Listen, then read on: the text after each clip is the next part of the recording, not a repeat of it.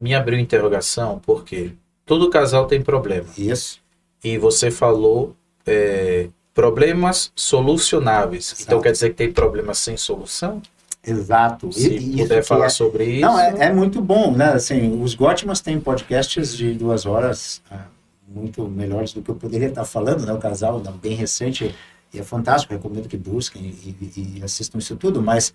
Eles têm podcast do quê? 2 horas? Não, eles têm entrevista que eles fizeram em podcast, que tem umas 2 horas que abordam... Mas foram 2 horas, vamos passar 2 horas, né? E tocam muito nisso, porque há um achado nas pesquisas do Gottman, que achados que derrubaram muitos mitos. E um deles é este, que envolve a pergunta do Anderson. 69% dos problemas de um casal não tem solução. E a gente achando que tudo tinha solução. Não tem solução. Não tem solução. Não serão solucionados. E o que é mais importante, não precisam ser solucionados. Porque o que foi a pesquisa Gottman? Aí talvez fica bem claro porque isso faz sentido. Pense que antes dele, ninguém fez uma pesquisa tão profunda sobre relacionamento conjugal, né, baseada em pesquisa e não teoria.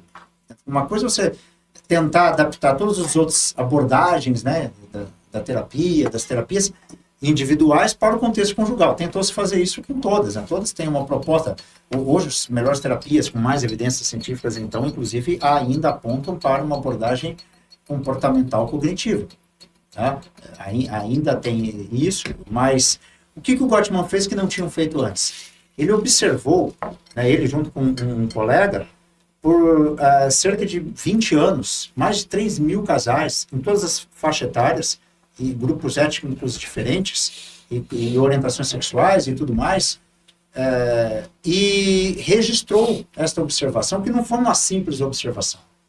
Eles construíram um laboratório na Universidade de Washington, e o Gottman já era matemático vindo do MIT, lá nos Estados Unidos, né? Ou seja, o sujeito tinha um conhecimento já tem, né, de estatístico fundamental, que fora do Brasil você não é doutor se você não sabe estatística e usa estatística, né? Porque no Brasil isso é possível. Essa é um pouco das diferenças que tem as pesquisas, estudos entre o Brasil e fora, né? E ele reuniu dados com instrumentos de observação, filmagens, outros profissionais, psicólogos treinados à observação com protocolos já bem desenvolvidos de uma ciência do comportamento humano. As pessoas observadas, elas eram monitoradas através de exames de sangue, urina, usavam Holter, né, e também outros equipamentos para medir ali sudorese, frequência cardíaca, uma série de coisas.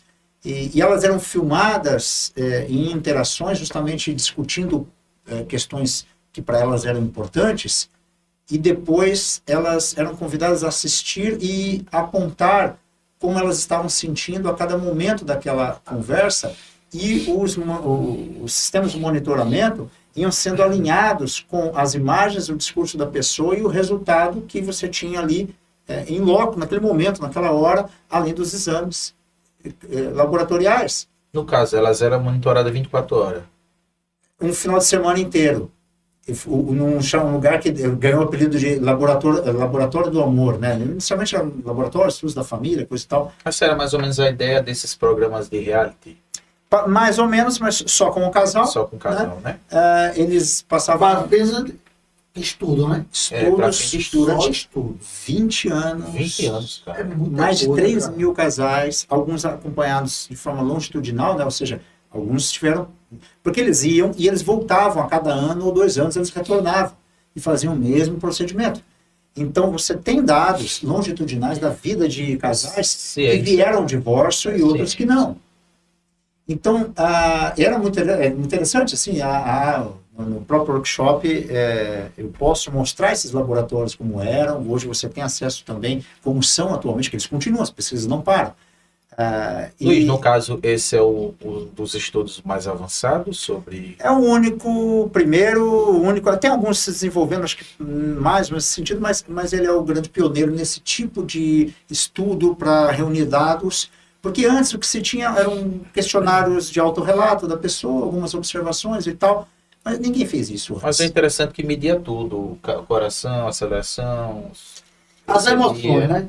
As emoções, reações do organismo, os comportamentos, assim, tudo aquilo que pode ser indicativo de padrões de comportamento. E esse dado que eu falei, 69% dos problemas não tem solução, é resultado, né, chegou-se a esse valor né, em percentual, de análises estatísticas de todos esses anos, de toda essa quantidade de pessoas diferentes.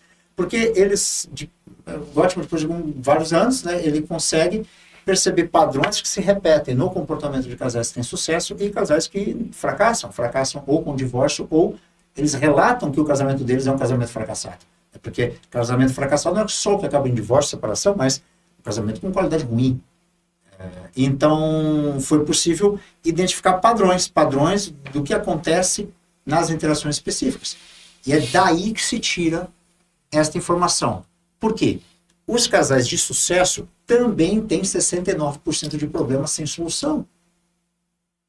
Então, talvez não. A gente briga por coisas que não tem solução. Exatamente. Esta é a conclusão científica para poder afirmar categoricamente que você não precisa resolver 69% dos seus problemas no casamento para ser feliz e ter sucesso no casamento. Nessa linha de raciocínio, me corrija se eu estiver errado. No caso também, muitos casais que poderiam estar juntos se divorciaram por focar nesses problemas sem solução. Ou não? Há o grande indicativo. Há algumas possibilidades, né? Outro estudo, que foi uma aula em Lisboa, a professora mencionou, e eu lamento que ela não deu a referência, né? Não, eu sei que não é a melhor coisa falar estudos que dizem sem dar referência, mas de qualquer forma, casais que vão mal, que acabam fracassando, eles têm uma característica que é acreditar que o casamento dos outros é melhor que o deles. Por exemplo. Eu já pensei muito isso. Então, isso não faz sentido com esse dado, por exemplo, que se tem todos os outros casamentos não vão conseguir resolver 69% dos seus problemas, e isso não é necessário. Não precisa fazer isso. Você pode ter um casamento feliz por muitas outras razões e fatores. E o que vai fazer a diferença? Por isso que o quinto princípio é solucionar problemas que são solucionáveis. Então você só tem 31% de problema para resolver. Já diminuiu muito os problemas do seu casamento. E os problemas que não têm solução, você tem que administrar. Seria o sexto princípio de superar os impasses. Mas não quer dizer que vai mudar, vai solucionar. Você não precisa fazer isso, porque são problemas. E aí o modelo Gottman aponta, né, com clareza, que são resultados das características de personalidade de cada indivíduo no casal. Então, obviamente, todos têm suas personalidades. Então, se você não casar com tal pessoa, você terá 69%. Se você casar com... Se você casou, se você casar, pessoa, você tem 69% de problemas no seu casamento que não tem solução. Mas se você não tivesse casado com essa pessoa e tivesse casado com outra, você também teria 69% de problemas sem solução. Luiz, só que a pergunta que fica é, como é que eu vou identificar que esse problema é um do que não tem solução? É um dos módulos do workshop do Gottman.